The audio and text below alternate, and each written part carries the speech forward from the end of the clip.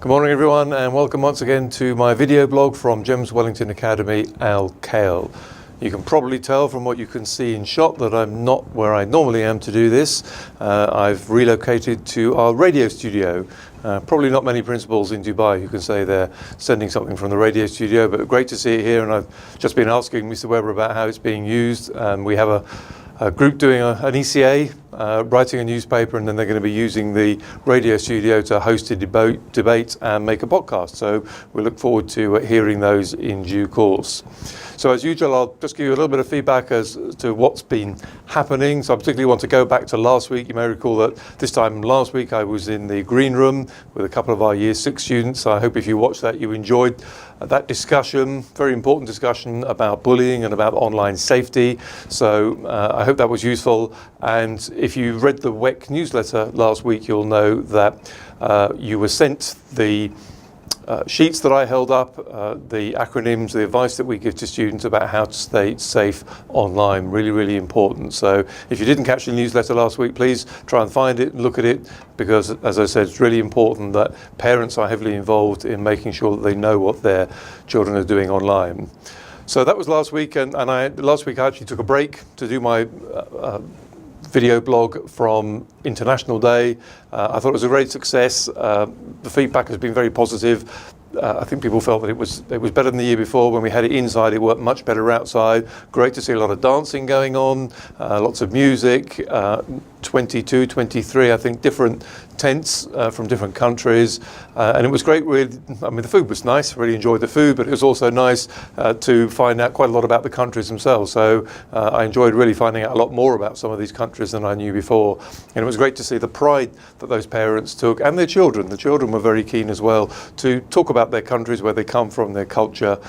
So I really enjoyed that, and I think this will only go from strength to strength, and hopefully over the years we'll continue building it, and more countries will be represented at that event. So thank you for that.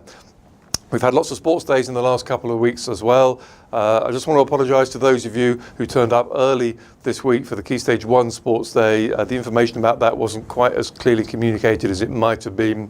The problem was we did send out an alert on D6, but the alerts disappear after a while. So if you don't catch the alert, it's not there to refer back to. So we really should have sent that out as a resource. So I'm sorry for those of you that were inconvenienced. We'll try and make sure we don't do that next time. But the events themselves, I thought, went really well. They're beautifully organised. The PE staff really do a great job, and I thought not just the organisation, but the way they interact with the students, their real passion for what the students are doing. I think also really important that everything was celebrated. You know, this child who was coming in last in a race was celebrated just as well as the one who won. I think that's a really important message. So I'd like to thank all the PE staff, but I'd also like to thank bringing both those things together, International Day and Sports Day. There's a group of people who you never see who are absolutely vital to those events, and those are the support staff. We have our Manager of School Operations, MSO, Mr. Charles Breitenbach, who you may never have come across, and also our Facilities Manager, Wali Khalid, who supports him, and they run all that big team of people, our bus ladies, our cleaners, our support staff, all those people who do all this stuff behind the scenes to make sure these things can happen. And I know, for example, that Mr. Breitenbach was in school by 5 o'clock on the morning of International Day to make sure that everything was in place. So I just want to make sure that their contribution to the success of all these events is recognised. So I do thank them. So that's things that have happened, some really nice things have happened in the last couple of weeks. This morning I had a meeting with our local advisory board. So you may not know what that is, our lab as we call it. And the local advisory boards really act as kind of critical friends to the school. So we have parents on it, we have a principal from another school, we have someone from our corporate team at GEMS, and they are there. We're quite open with them about developments in the school, things that we think need to be improved. They give us their feedback. So it's a very useful sounding board, and one of the things we talked about today is how can we get our local advisory board, how can we get our parents in general, and indeed our students, more involved in the future planning of the school? How can we make sure their voice is heard? How can we make sure that they are giving us feedback to make sure that we're doing the right things and the things that our parents and students want us to do? So there'll be more about that in due course, but we are really looking for ways of being more inclusive in that respect, and certainly our inspection team encouraged us to carry on building those relationships with our parents, so that what we're doing really reflects what our parents want. So that was happening this morning. What else have we had? So the other thing I did this morning, what I do every Thursday morning, I have a staff briefing, and I may have told you before that we have a Staff Star of the Week, and I think I told you that I would tell you who the Staff Star of the Week is, and I haven't been doing that. Well, the reason for that is that we don't have the Staff Star of the Week anymore. We have nominations, and I just read out basically the name of any member of staff who one of their colleagues has nominated for having done something really great during the week. What we do have, though, is a Staff Star of the Month, and that's done by a small committee of not just staff, but also other people outside the school. So it's not just about the management team.